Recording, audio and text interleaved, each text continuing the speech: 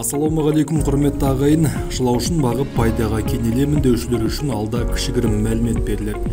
Жалпы бұл канал дәл осы шылаушын бизнесін бастап, оның жолындағы қиындықтар мен кертартпалықтарға және даму процесіне арналады. Ал енді соншама мәліметті жоғалтып алмас үшін каналға бірінші кезекте тіркеліп лайк басып, пікір қалдырып кетуді ұмытпаңыз. Көп созбай бастайық.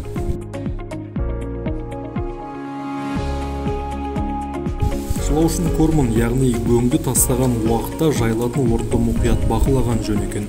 Жердің ойқырлы аумағы мен астында қалатын өсіп тұрған шөптің болмауын жақсылап қарап алыңыз. Басқа шөптер болса түк етпес мүмкін. Алайда ажырықтың жағдайы қиын екен.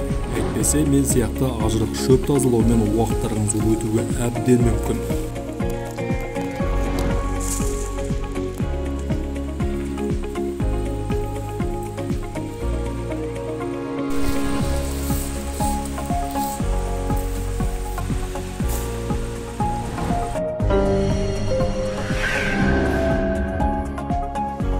Бастапқыда мен шылаушын сатып алған Ағдәулет есімді жігіт шылаушын саларда бетін сабанмен немесе шөппен жабу керек деген болатын. Ал мен оны елемей, бір айдай уақыт бойы биоракторда ашық тастап қойдым.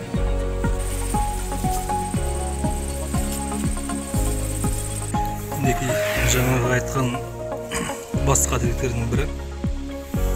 Мына жер, егер алдыңғы видеоларды көрген болсаңыздар, мына жақ свежий көң болатын. Ал арғы басы 6 айдан асқан, тіпті одан да асып кетуі мүмкін. Со аралықтағы көң болатын. Алайда жаңа көң жақта өте көбейген. Ал арғы бас жағында бірен-саран ғана кездеседі.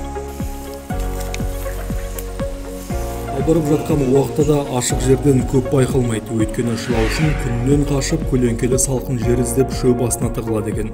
Аударып біткен соң үстін ескі сабанмен жаптым. Жаңа сабан алуға уақыт жоқ. Өйткені бұл шаруа менің қосымша жұмысым ретінде қалып отыр. Алдағы август айының басында биоракторды кеңейтуді жоспарлап отырған едім. Алайда жоғарыдағы қателіктің салдарынан сентябрьге дейін баруы мүмкін шығар. Нақты білмеймін.